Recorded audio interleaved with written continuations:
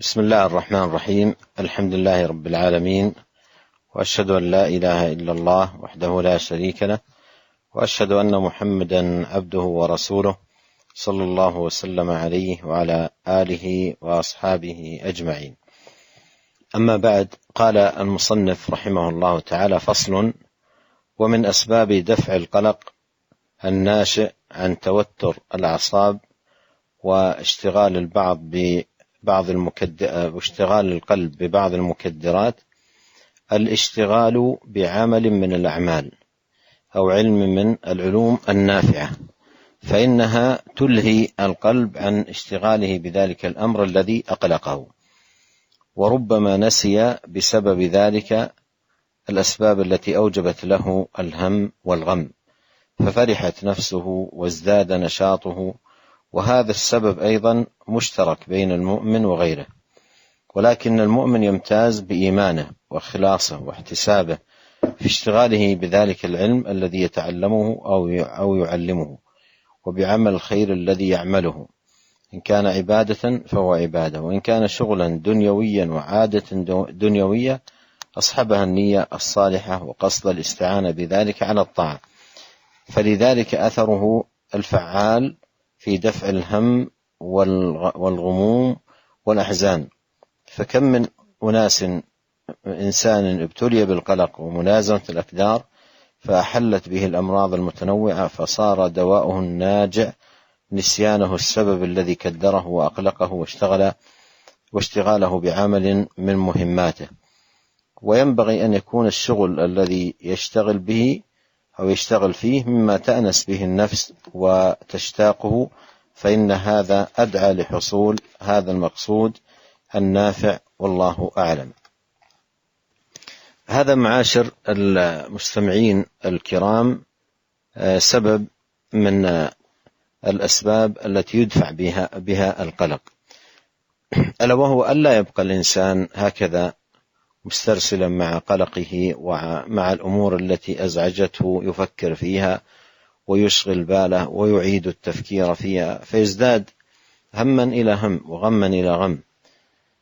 لكن ينبغي عليه أن يحدث لنفسه شغلا أو عملا نافعا مفيدا، حتى من أعماله الدنيوية أو بعض الحرف أو شيء من هذا القبيل يشتغل به، فإن هذا يسليه ويشغله عن الأمر الذي كدره وأحزنه.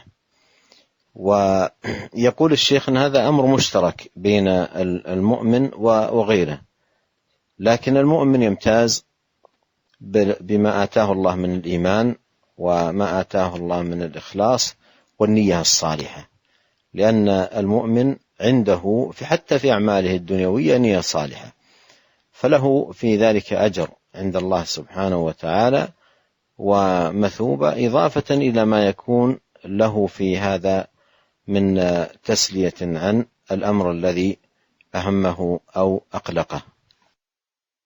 Bismillahirrahmanirrahim. Segala puji bagi Allah, salawat dan salam semoga senantiasa tercurahkan kepada Nabi kita Muhammad sallallahu alaihi wasallam, juga kepada keluarganya dan seluruh sahabat-sahabatnya.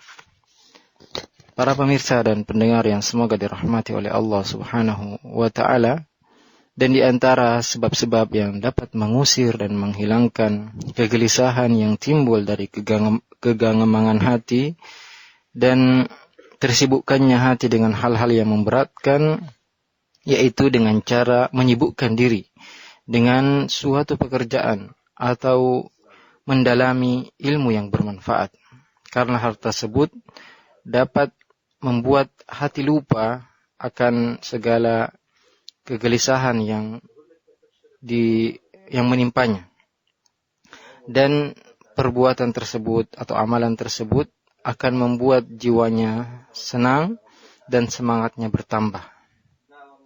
Kemudian penulis ini rahimahullah mengatakan bahwasanya hal ini mungkin terjadi baik bagi orang yang beriman ataupun selainnya.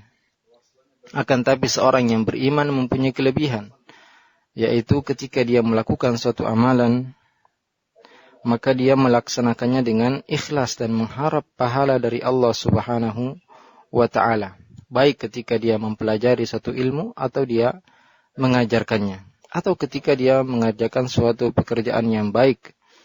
Ya, baik itu pekerjaan yang sifatnya ibadah, maka nilainya adalah ibadah, ataupun pekerjaan tersebut pekerjaan dunia atau kebiasaan dunia semata, akan tapi dia barengkan dengan niat yang baik, atau dia niatkan dengan pekerjaan tersebut dia gunakan untuk ketaatan kepada Allah Subhanahu wa taala, maka hal tersebut akan mempunyai pengaruh yang kuat untuk mengusir segala kesedihan dan kegelisahan.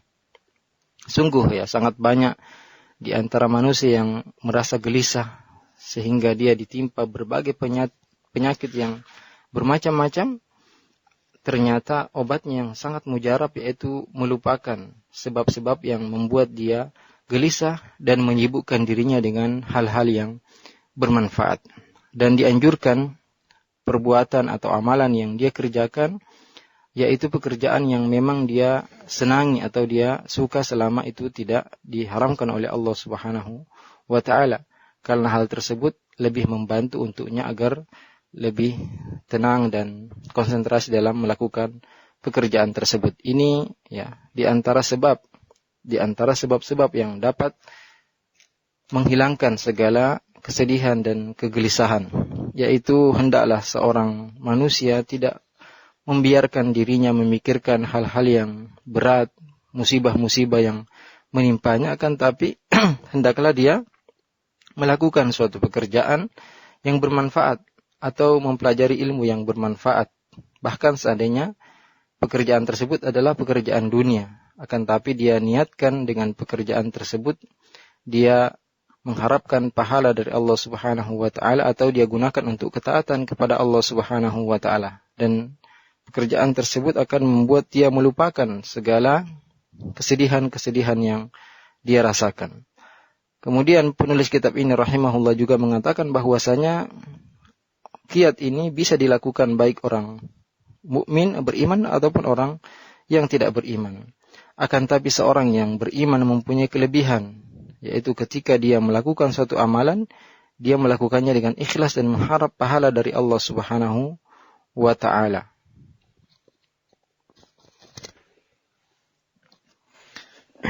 قال الشيخ رحمه الله تعالى في عده للأسباب التي تدفع الهم، قال: ومما يدفع به الهم والقلق اجتماع الفكر كله على الاهتمام بعمل اليوم الحاضر، وقطعه عن الاهتمام في الوقت المستقبل، وعن الحزن على الوقت الماضي. ولهذا استعاذ النبي صلى الله عليه وسلم من الهم والحزن، فالحزن على الأمور الماضية التي لا يمكن ردها ولا استدراكها، والهم الذي يحدث بسبب الخوف من المستقبل، فيكون العبد ابن يومه يجمع جده واجتهاده في إصلاح يومه ووقته الحاضر، فإن جمع القلب على ذلك يوجب تكميله الأعمال، ويتسلى به العبد عن الهم والحزن. وهذه معاشر المستمعين الكرام فائدة عظيمة جدا تعين العبد في أموره كلها وفي دفع الهموم والأحزان والغموم، وهي أن الإنسان ابن يومه. الماضي انتهى، إن كان خيرا يحمد الله، وإن كان سوءا يتوب إلى الله سبحانه وتعالى، وإن كانت أشياء وأرباح فاتته فالذي فات يعني متدارك في باقي الأيام بالاستعانة بالله سبحانه وتعالى، لكن لا يشغل نفسه بحزن على ماض لا ينفعه ولا يفيده.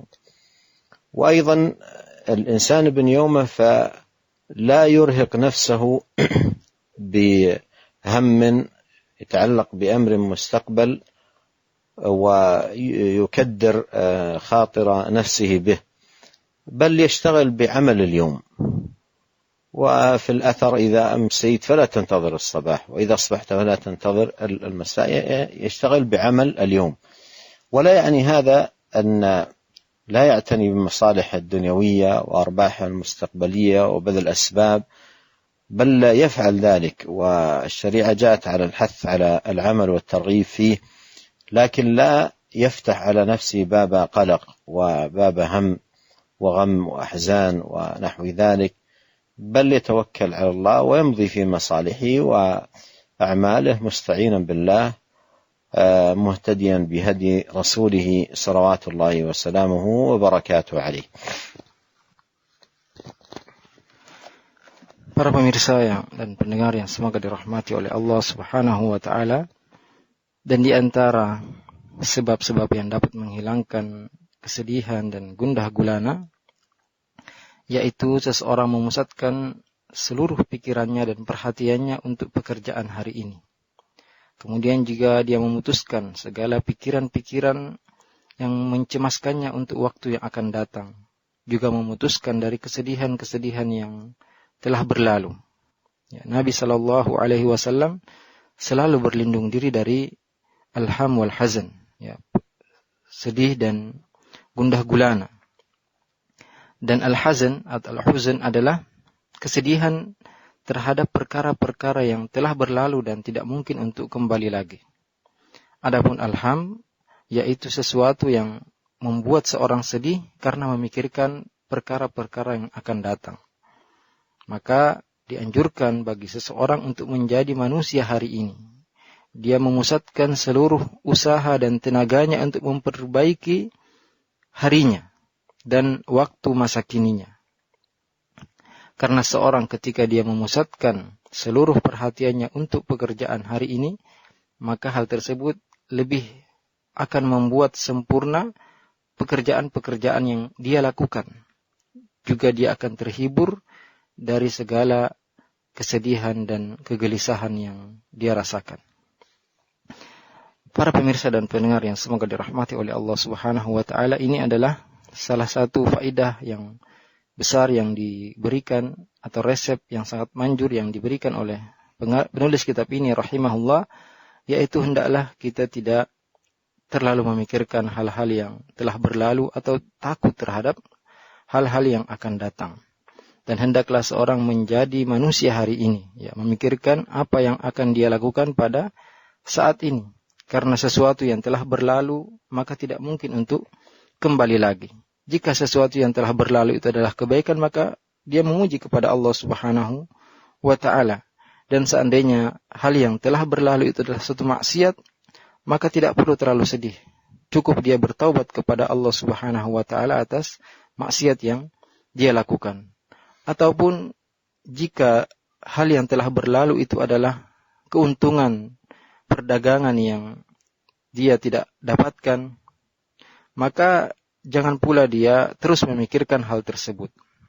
Yang harus dia lakukan adalah sibuk untuk memikirkan hari ini dan apa yang bermanfaat baginya untuk saat ini.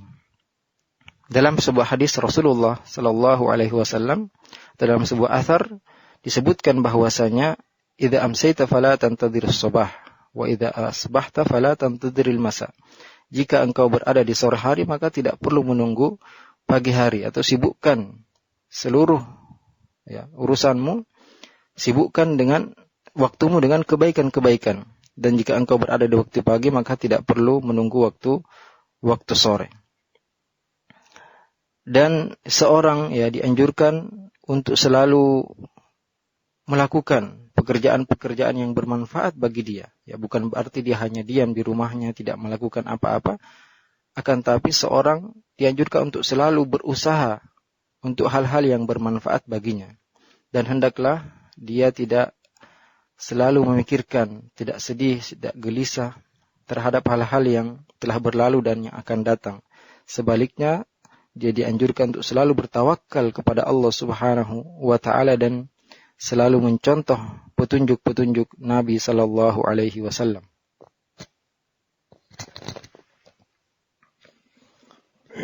قال الشيخ رحمه الله تعالى: والنبي صلى الله عليه وسلم إذا دعا بدعاء أو أرشد أمته إلى دعاء فهو يحث مع الاستعانة بالله والطمع في فضله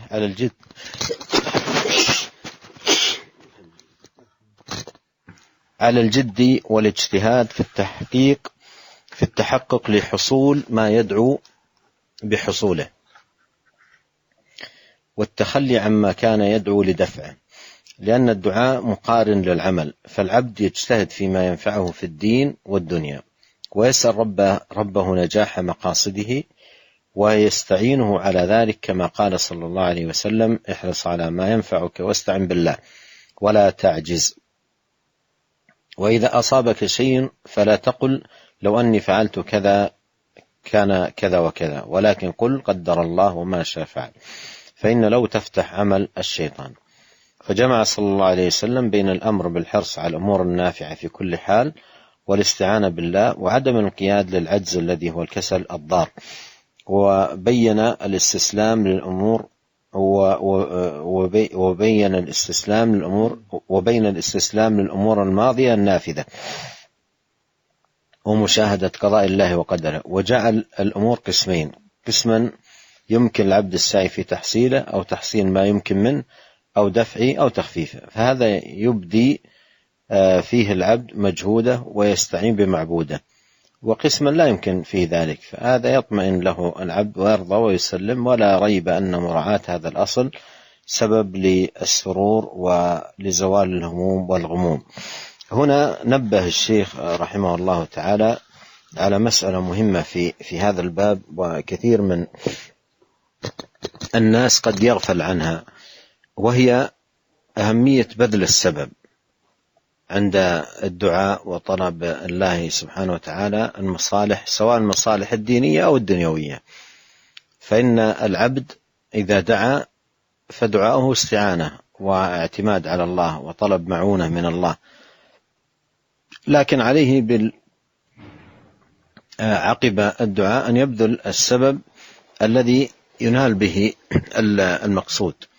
فإذا قال اللهم ارزقني علما نافعا، يبذل السبب في تعلم العلم وطلبه، ويسعى في تحصيل العلم، ويحضر حلق العلم ومجالسه ويسمع دروسه. وإذا قال اللهم ارزقني، أيضا يبذل السبب: فامشوا في مناكبها وكلوا من رزقه، وهكذا في جميع المجالات. فإذا كان كذلك فإن هذا الدعاء وهذا النشاط يطرد عنه أسباب القلق ونحو ذلك، ويدفعه إلى العمل الجاد المتتابع الذي تتحقق به مصالحه وتتيسر به أموره بإذن الله عز وجل. Para pemirsa dan pendengar yang semoga dirahmati oleh Allah Subhanahu wa taala, kemudian penulis kitab ini rahimahullah mengatakan, dan Nabi sallallahu alaihi wasallam apabila berdoa dengan suatu doa atau mengajarkan umatnya untuk berdoa, maka beliau sallallahu alaihi wasallam juga menganjurkan di samping meminta tolong kepada Allah Subhanahu wa taala dan berharap kuat akan karunia Allah Subhanahu wa taala, beliau juga menganjurkan untuk bersungguh-sungguh untuk mendapatkan apa yang dia minta ketika dia berdoa.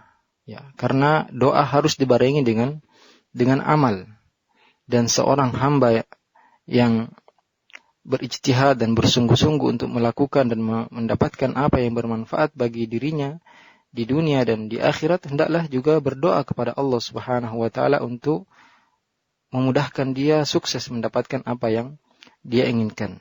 Ya, Nabi sallallahu alaihi wasallam pernah bersabda, ihris ala ma yanfa'uk, bersungguh-sungguhlah untuk hal-hal yang bermanfaat bagimu. Wasta'in billah wala ta'jiz, minta tolonglah kepada Allah dan janganlah engkau lemah. Wa idza asabaka syai' fala taqul law anni fa'altu kadza kana kadza wa kadza, dan jika engkau ditimpa sesuatu yang tidak engkau sukai, maka janganlah engkau mengatakan seandainya saya melakukan ini, maka akan terjadi seperti ini dan seperti ini. Akan tetapi katakanlah qaddarullah wa ma syaa fa'al, atau qadarullah wa ma syaa fa'al. Ini adalah takdir dari Allah Subhanahu wa taala, dan apa yang Allah inginkan pasti terjadi. Fa inna law taftahu amal syaitan, karena kata seandainya ini akan membuka pintu syaitan, Hadis ini diriwayatkan oleh Imam Muslim rahimahullah. Dalam hadis ini Rasulullah sallallahu alaihi wasallam menggabungkan beberapa hal. Yang pertama, perintah untuk bersemangat melakukan pekerjaan-pekerjaan yang bermanfaat dalam setiap keadaan. Yang kedua, di sini Rasulullah SAW mengajarkan kepada kita untuk beristi'anah dan minta tolong kepada Allah Subhanahu wa taala dan tidak lemah, yaitu tidak malas. Yang ketiga, kita menyerahkan segala urusan kita kepada Allah Subhanahu wa taala dan tunduk kepada takdir Allah Subhanahu wa taala. Ya. Kemudian dalam hadis ini juga Rasulullah sallallahu alaihi wasallam membagi urusan menjadi dua perkara. Yang pertama yaitu sesuatu yang mungkin diusahakan untuk didapatkan oleh seorang manusia atau seorang hamba, atau mendapatkan sebagian apa yang dia inginkan, atau hal-hal yang bisa ditolak atau diringankan oleh seorang hamba. Maka dalam perkara-perkara ini, seorang hamba berusaha sekuat tenaga untuk mendapatkan apa yang dia inginkan atau menolak apa yang dia tidak suka, dan meminta tolong kepada Allah Subhanahu wa taala pada hal-hal tersebut. Perkara yang kedua yaitu perkara yang tidak mungkin untuk didapatkan atau tidak mungkin untuk ditolak.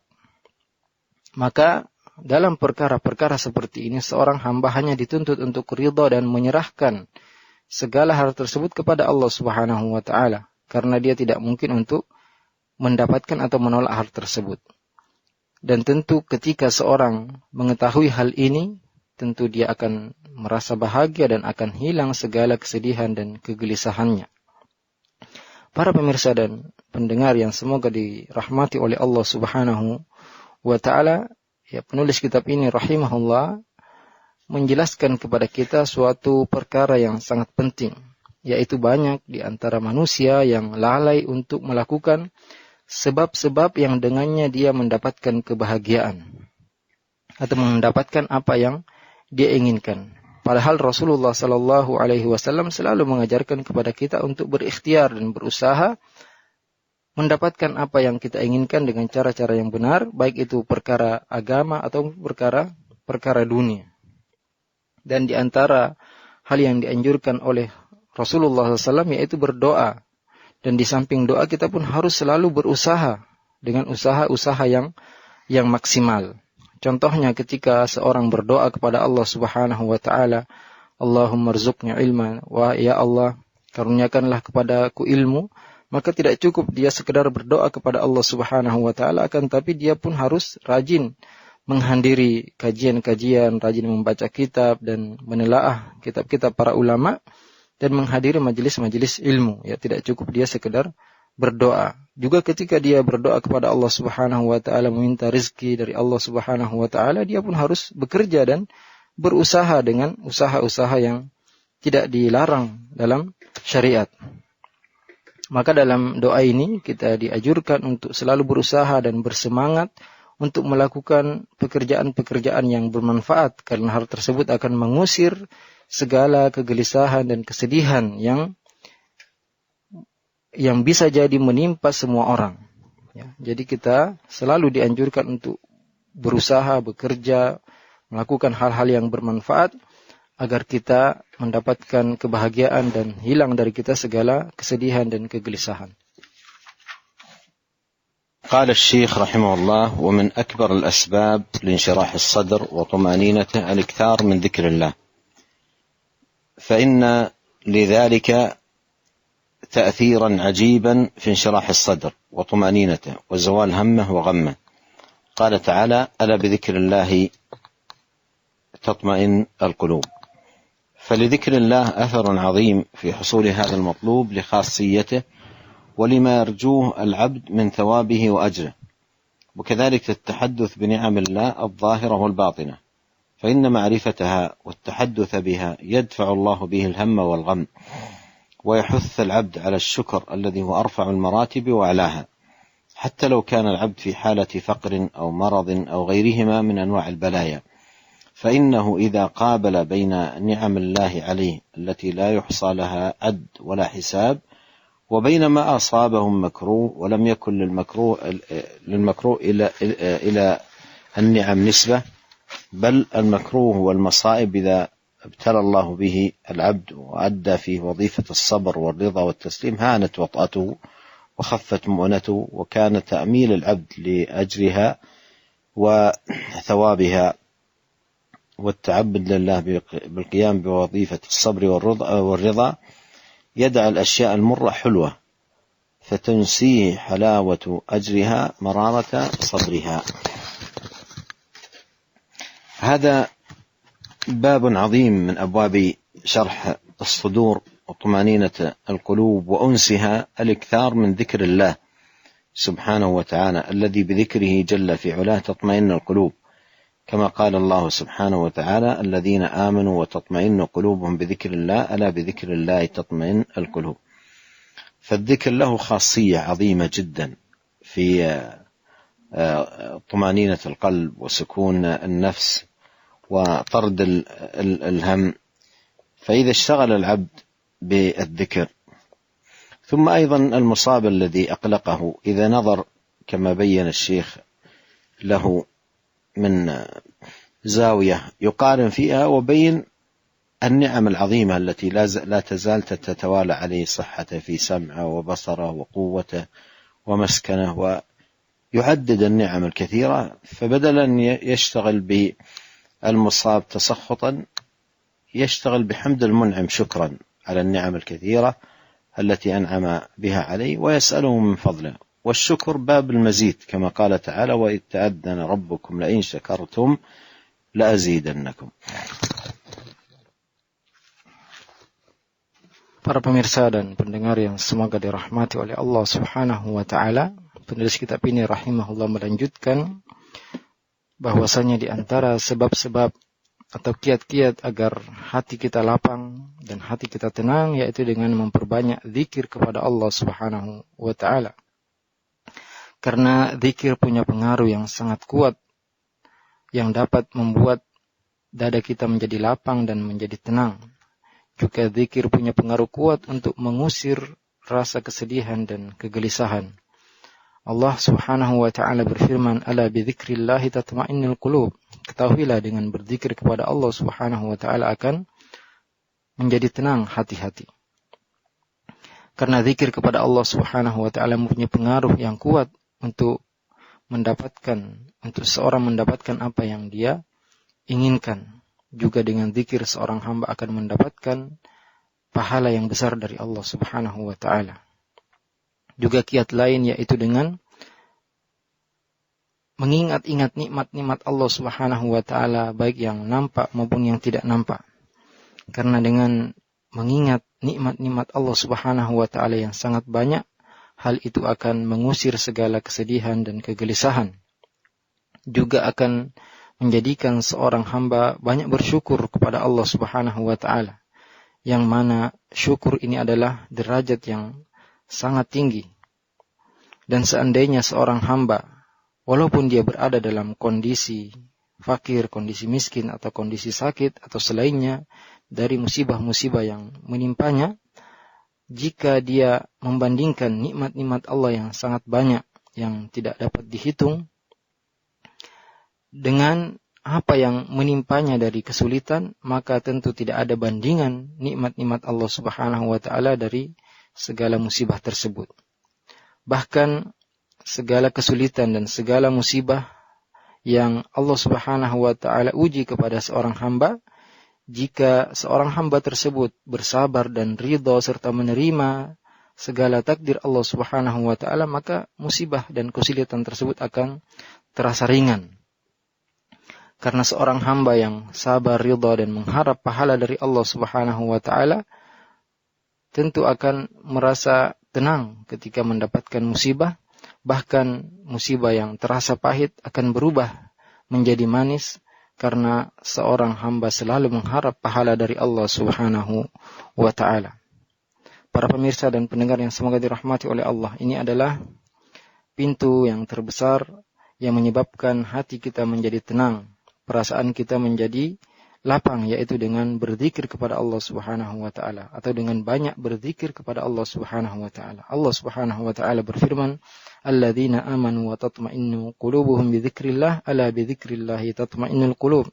Dan orang-orang yang beriman yang hatinya tenang dengan zikir kepada Allah Subhanahu wa taala, ketahuilah sungguhnya hanya dengan berzikir kepada Allah Subhanahu wa taala maka hati akan menjadi tenang, ya, karena zikir adalah penyebab terbesar kelapangan hati dan ketenangan pikiran.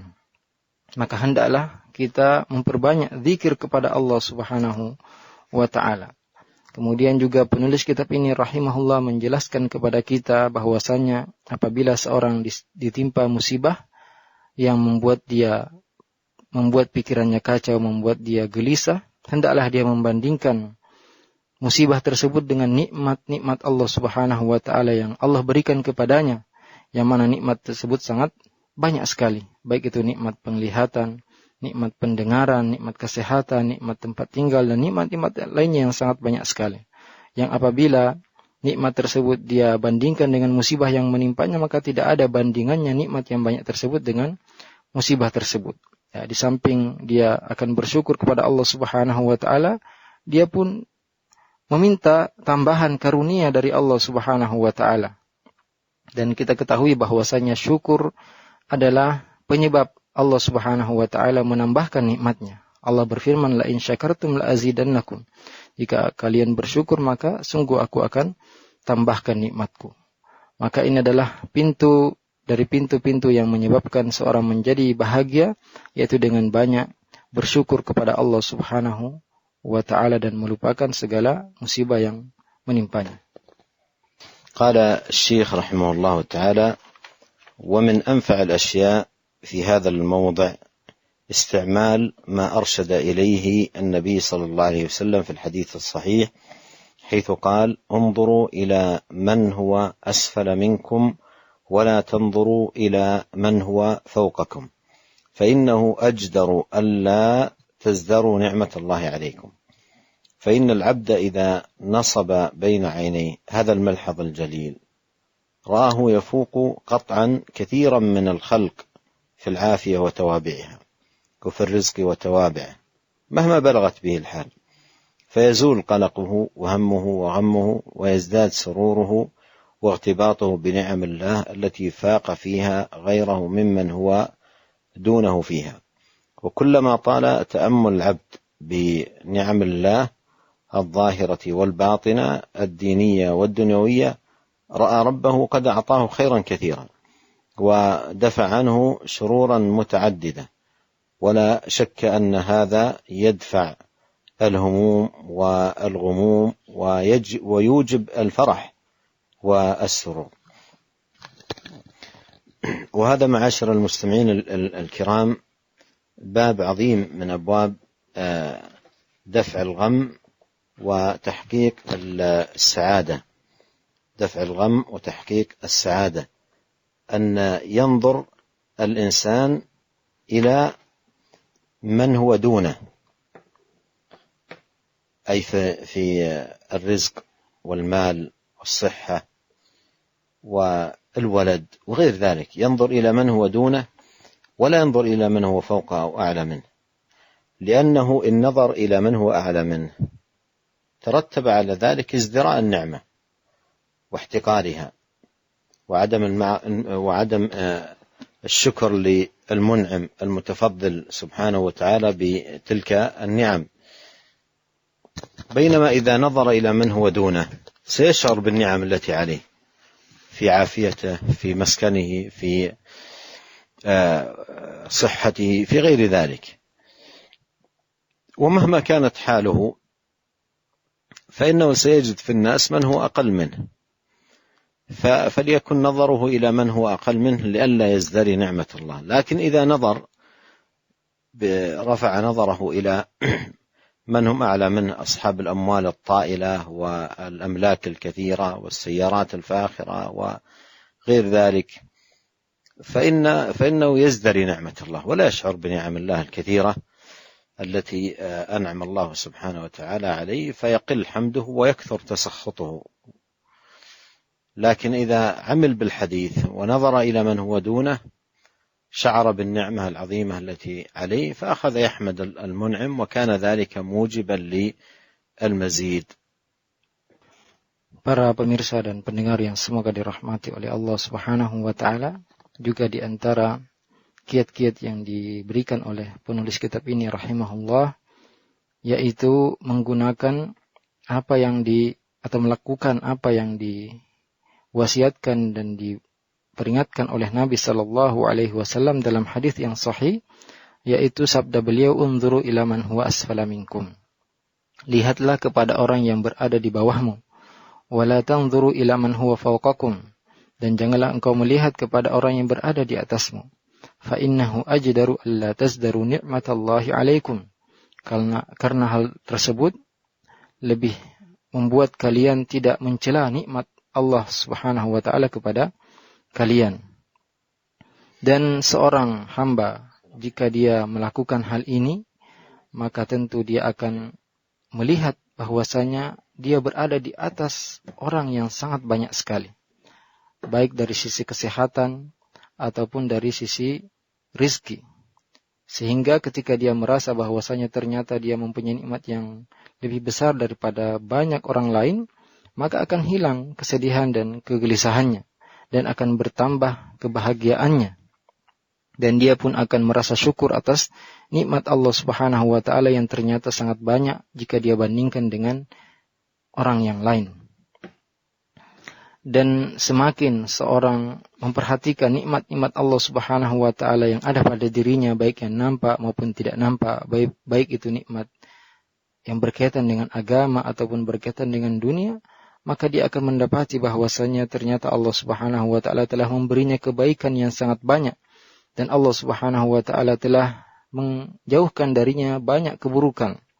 Dan tentu hal ini akan membuat dia akan mengusir segala kesedihan dan kegelisahannya dan akan membuat dia semakin bahagia dan semakin tentram hatinya. Ini adalah kiat bahagia yang sangat bermanfaat yang dianjurkan dan diberikan oleh penulis kitab ini rahimahullah, yaitu hendaklah kita selalu melihat orang yang berada di bawah kita, baik dari sisi kesehatan ataupun dari harta ataupun keturunan, ya.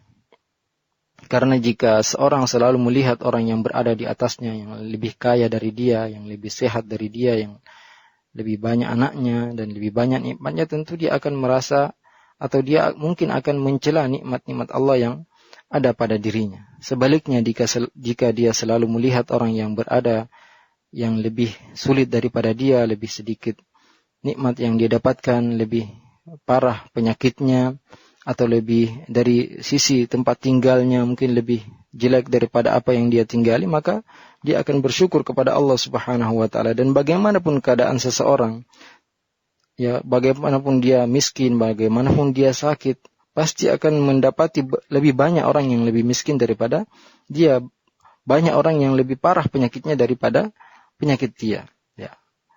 Tapi jika dia selalu melihat orang yang kaya raya, mempunyai rumah yang mewah, mempunyai mobil yang bagus, dia akan merasa menghina nikmat Allah Subhanahu wa taala, mencela nikmat, merasa sedikit nikmat Allah yang Allah berikan kepadanya. Maka di sini kita dianjurkan untuk mengamalkan apa yang dianjurkan oleh Rasulullah sallallahu alaihi wasallam, yaitu senantiasa melihat ke bawah dan tidak selalu melihat ke atas. Karena dengan hal tersebut kita akan bersyukur atas apa yang Allah Subhanahu wa taala karuniakan kepada kita. ونسأل الله عز وجل أن يوفقنا أجمعين لكل خير بمنه وكرمه. Dan kita memohon kepada Allah Subhanahu wa taala agar senantiasa memberikan kita taufiknya, dan sesungguhnya Allah Maha luas karunia-Nya. جزاكم الله خير فضيلة الشيخ. هل ممكن نأخذ بعض الأسئلة؟ نعم. Baik, barakallahu fiik, jazakumullah khairan. Pendengar setelah pemirsa Roja TV, kami akan berikan kesempatan untuk mengangkat beberapa pertanyaan dari pesan singkat dan juga via telepon. Dari pesan singkat terlebih dahulu. Assalamualaikum warahmatullahi wabarakatuh. Ya Fadilatul Syekh, mohon penjelasan terkait dengan bahwasanya Allah memberikan musibah dalam bentuk ujian, keburukan maupun kebaikan. Apakah yang dimaksud dengan ujian atau musibah yang berbentuk kebaikan itu? Barakallahu fiik. الله سبحانه وتعالى يقول: ونبلوكم بالشر والخير فتنة وإلينا ترجعون. فالابتلاء يكون بالخير ويكون بالشر. الابتلاء بالخير أن يعطيك الله عز وجل الصحة، يعطيك المال، يعطيك الأرباح في تجاراتك، يعطيك الأولاد. هذه كلها كما أنها نعم فهي ابتلاء وامتحان لك. هل تشكر الله سبحانه وتعالى على هذه النعم، وهل تستعملها في طاعة المنعم سبحانه وتعالى أو لا تكون كذلك؟ ويبتلي بالشر أي المصائب المحزنة المؤلمة، فهل تتلقاها بالصبر والاحتساب أو بالجزع والتسخط؟ والمؤمن في كلا الابتلاءين فائز، فإنه في ابتلائه بالسراء يكون فائزا بثواب الشاكرين، وبابتلائه بالضراء يكون فائزا بثواب الصابرين، كما قال عليه الصلاة والسلام في الحديث الذي مر معنا: عجبا لأمر المؤمن إن أمره كله خير، إن أصابته سراء شكر فكان خيرا له، وإن أصابته ضراء صبر فكان خيرا له، وذلك لا يكون إلا للمؤمن. Jawaban beliau hafizahullah yaitu bahwasanya Allah Subhanahu wa taala berfirman, wa nabluukum bil syarri wal khairi fitnah wa ilaina turja'un. Dan kami akan uji kalian dengan keburukan dan kebaikan sebagai ujian bagi kalian, dan kepada kamilah kalian akan kembali. Ujian dengan kebaikan banyak contohnya, di antaranya dengan kesehatan, harta yang banyak, anak-anak, atau keuntungan yang besar dalam perdagangan. Ini semua adalah nikmat sekaligus ujian dari Allah Subhanahu wa taala. Allah menguji kita apakah kita bersyukur atas nikmat-nikmat tersebut ataukah tidak. Dan Allah juga menguji dengan keburukan, menguji dengan penyakit, dengan musibah-musibah yang tentunya harus diterima dan dihadapi dengan bersabar, ya. Tidak boleh kita merasa menggerutu atau marah atas takdir-takdir buruk. Dan seorang yang beriman selalu berhasil dan sukses dalam dua keadaan, baik ketika dia mendapatkan nikmat ataupun ketika dia mendapatkan musibah. Sebagaimana sabda Rasulullah sallallahu alaihi wasallam, sungguh istimewa perkara seorang yang beriman. Jika dia mendapatkan nikmat dia bersyukur, dan jika dia mendapatkan musibah dia bersabar. Maka ini adalah keistimewaan yang tidak dimiliki oleh selain orang yang beriman.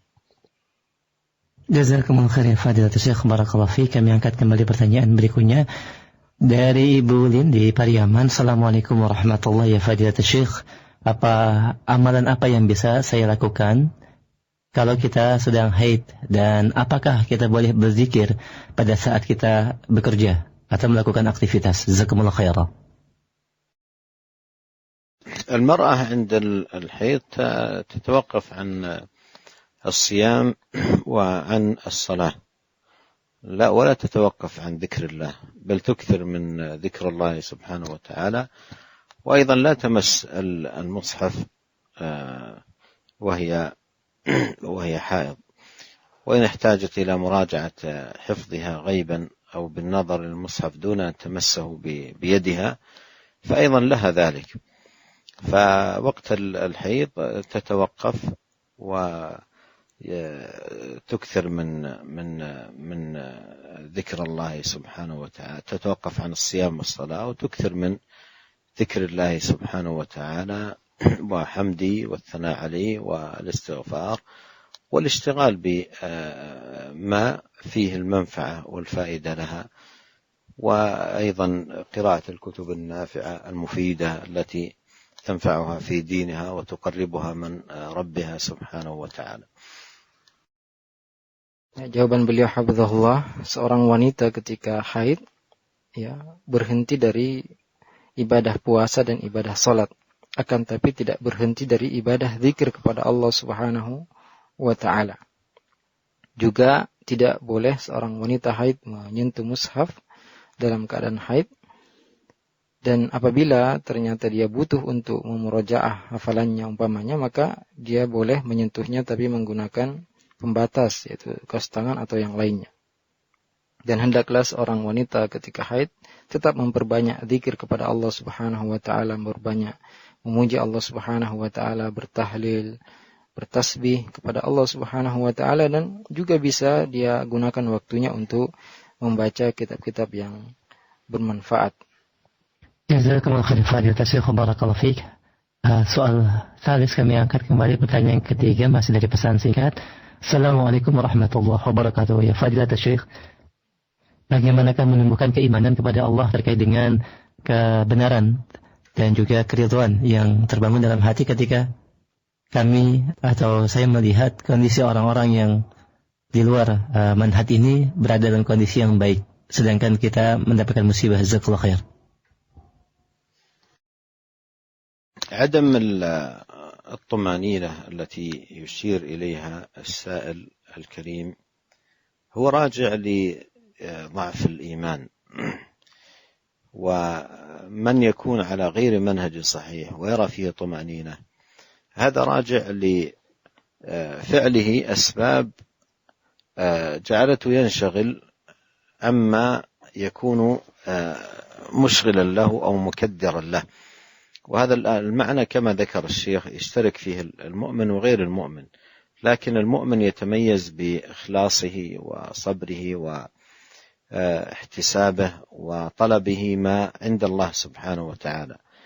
فالحاصل إذا كان المؤمن لا يشعر بالطمأنينة والراحة فهذا من ضعف إيمانه، وإلا لو قوي إيمانه وعمله الصالح فإن الطمأنينة ستحصل والراحة ستحصل، لأن الله يقول من عمل صالحا من ذكر أو أنثى وهو مؤمن فلنحيينه حياة طيبة أي في الدنيا ولنجزينهم أجرهم بأحسن ما كانوا يعملون أي في الآخرة.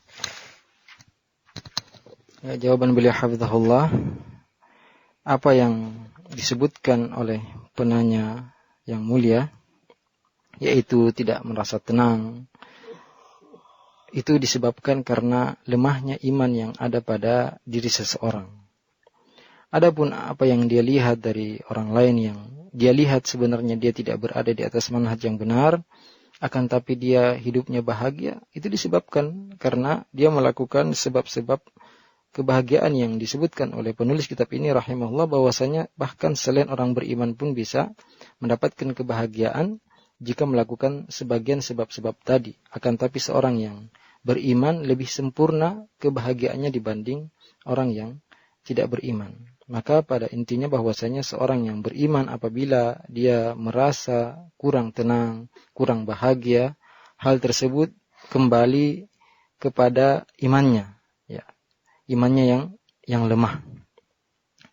Adapun jika seorang punya iman yang kuat dan dia selalu melakukan amalan-amalan yang soleh, pasti dia akan bahagia karena Allah Subhanahu wa taala telah menjanjikan dalam Al-Qur'an dalam firman-Nya, man amila salihan min dzakarin aw untha wa huwa mu'min falanuhyiyannahu hayatan thayyibah wa lanajziyannahum ajrahum bi ahsani ma kanu ya'malun. Barang siapa yang melakukan amal saleh baik laki-laki maupun perempuan, maka sungguh akan kami berikan dia kehidupan yang bahagia, kehidupan yang baik di dunia, dan kami akan berikan dia balasan yang lebih baik daripada apa yang mereka kerjakan di akhirat nanti. Jazakumullah khairan fadilatul Syekh. Laqad hana waqtu salat al-maghrib. Narju min fadilatikum al-ikhtitam. نعم، نسأل الله عز وجل أن يوفقنا أجمعين لكل خير ونلتقي على خير، والسلام عليكم ورحمة الله وبركاته.